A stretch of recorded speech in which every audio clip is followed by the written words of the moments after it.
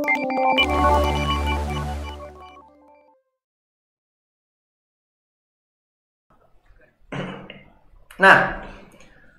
pertama adalah tentang pengambilan sampel atau biopsi. Nah, ini kadang uh, banyak mahasiswa atau mungkin beberapa peneliti yang justru salah mulai dari saat pengambilan sampel atau biopsi ketika pembuatan sediaan histologis atau untuk yang pada mikroteknik hewan terutama. Kalau tumbuhan itu kemungkinan daya tahan jaringannya kan lebih kuat daripada hewan, dan karena dia juga memiliki lignin di dinding selnya, mengandung selulosa, dan itu akan lebih kuat, lebih bisa lama, agak sedikit lama bertahan. Tapi kalau hewan ini sangat tricky sekali. Jadi ketika pas pengambilan sampel kok ternyata ada gangguan, maka sisanya itu akan ya sudah gagal gitu.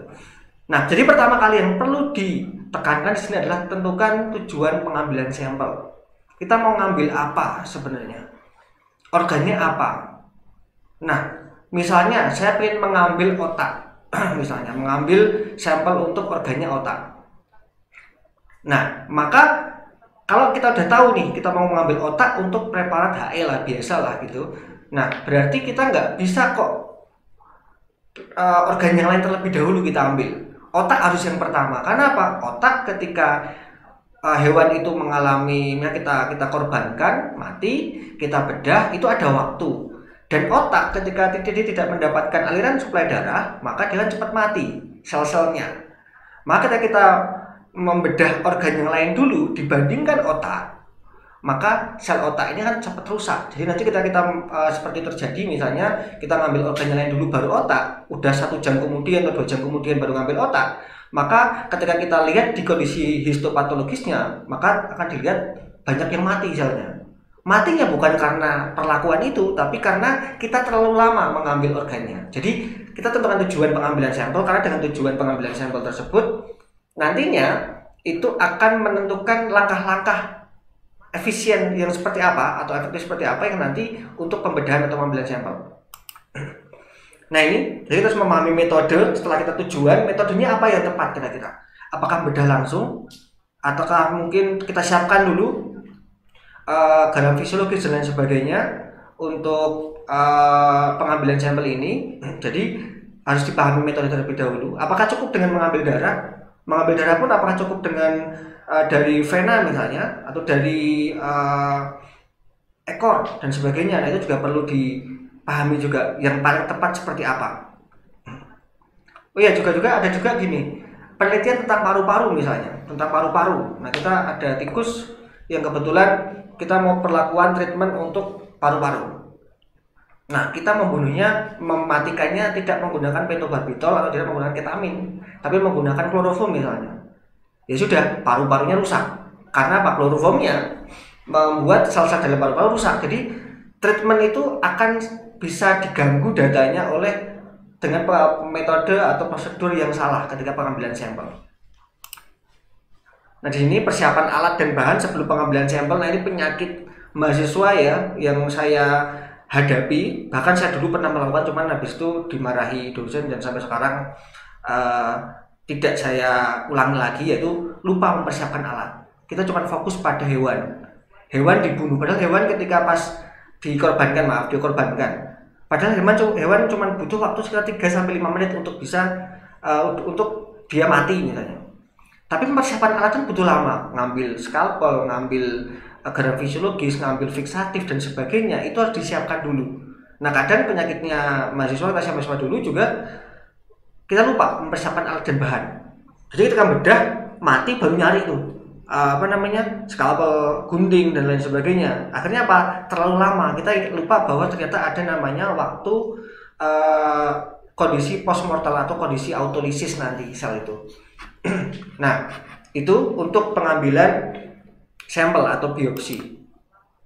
Dan juga tadi memerlukan pengaturan waktu. Kita harus mempertimbangkan bahwa sel itu ketika dia kondisi mati, ada postmortem, dan itu akan terkait sekali dengan autolisis dalam sel. Jangan sampai ketika kita persediaan banyak nekrosis yang terjadi itu bukan karena perlakuan atau mungkin perlakuan atau mungkin treatment yang dilakukan pada saat penelitian, tapi ternyata karena pembuatan sediaan.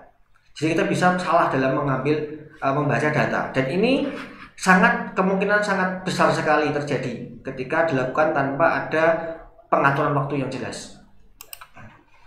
Nah, yang kedua, tahapan kedua yaitu adalah preparasi organ atau jaringan atau sel.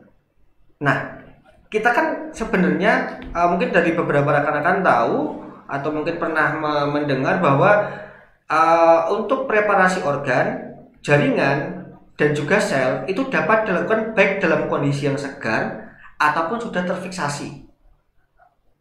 Nah, kondisi ini pun sebenarnya juga tergantung keperluan.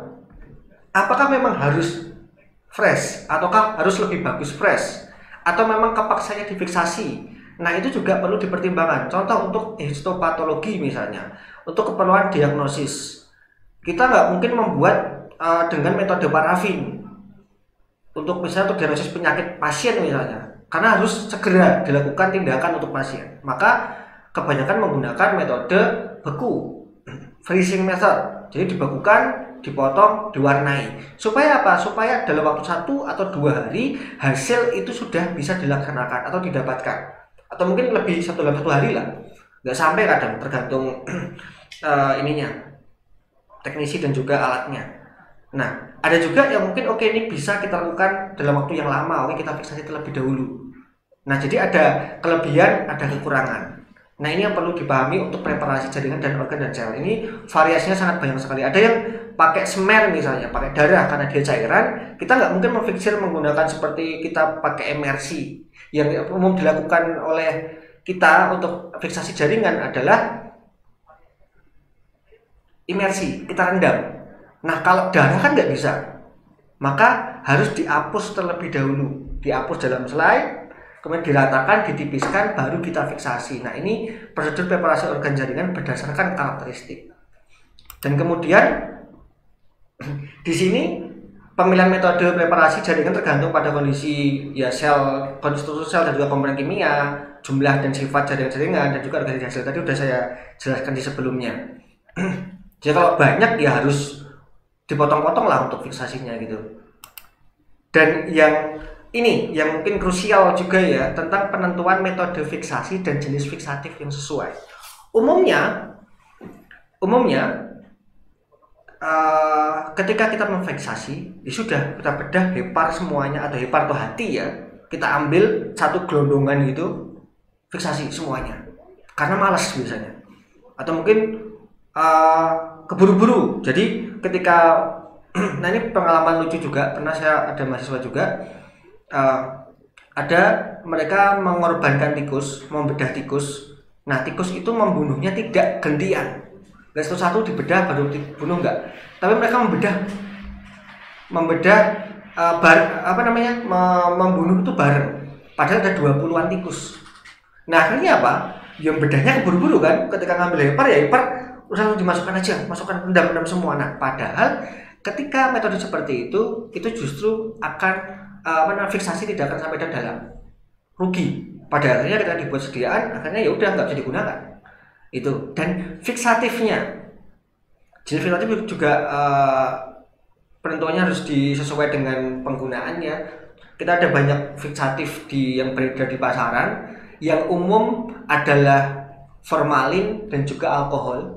Nah, kalau formalin yang bagus itu sebenarnya kita menggunakan, kalau formalin 100, saya bilang formalin 100%, berarti itu adalah formalin yang 100% yang mengandung 37% formaldehyde. Jadi kalau saya bilang formalin 100%, berarti itu adalah formaldehyde 37%. Itu kadar formaldehyde-nya. Tapi larutannya adalah formalinnya. Nah, yang paling bagus adalah formalin 10%. Jadi dia mengandung formaldehyde 4% sekitar itu.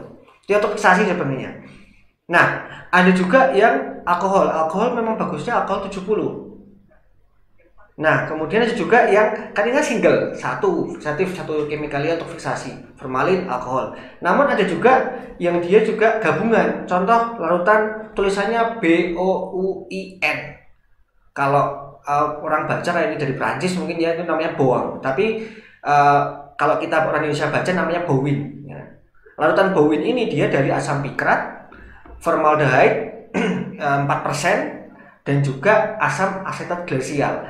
Asam pikrat ini juga merupakan fiksatif, asam asetat glasial itu juga merupakan fiksatif. Jadi ada 3 fiksatif yang digabung. Nah, ada juga formaldehyde yang dia dikasih garam atau kasih buffer. Contoh fosfat buffer lah. Jadi ada namanya neutral buffer formalin.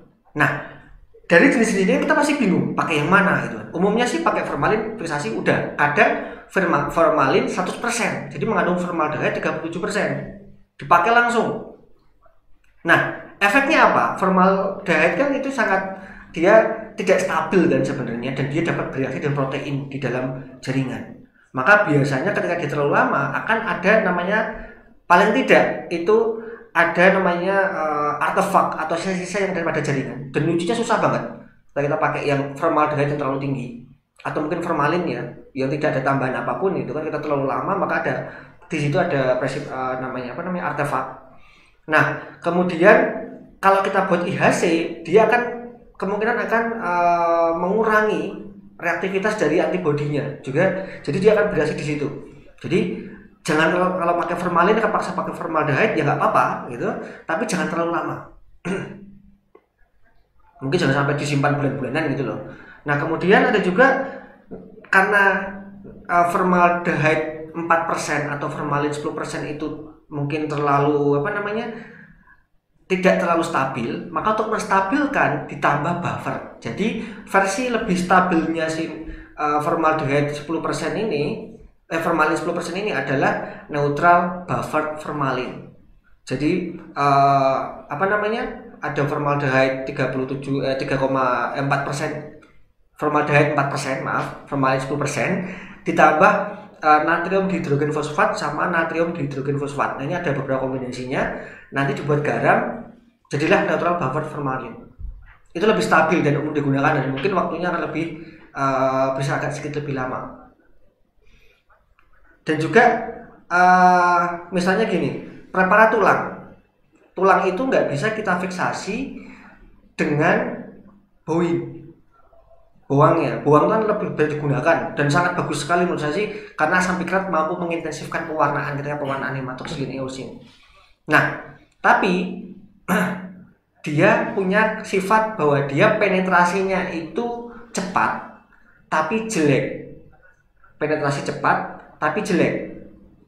Jadi dia akan cepat memenetrasi, waktunya mungkin cuma butuh 3-4 jam, cuma dia nggak akan menembus lapisan yang keras. Kebetulan tulang kan keras, dia ada beberapa struktur yang keras gitu kan, sehingga jaringan yang keras sehingga dia tidak akan bisa masuk sampai ke dalam. Maka yang paling bagus adalah pakai formol CA biasanya untuk tulang. Itu bisa lebih penetrasinya lebih lambat tapi bagus, bisa sampai ke dalam. Nah, kalau pakai alkohol juga nanti punya beberapa kekurangan ya, kekurangannya lebih baik biasanya lebih ke ketika terlalu lama dapat membuat jaringan itu lebih rapuh.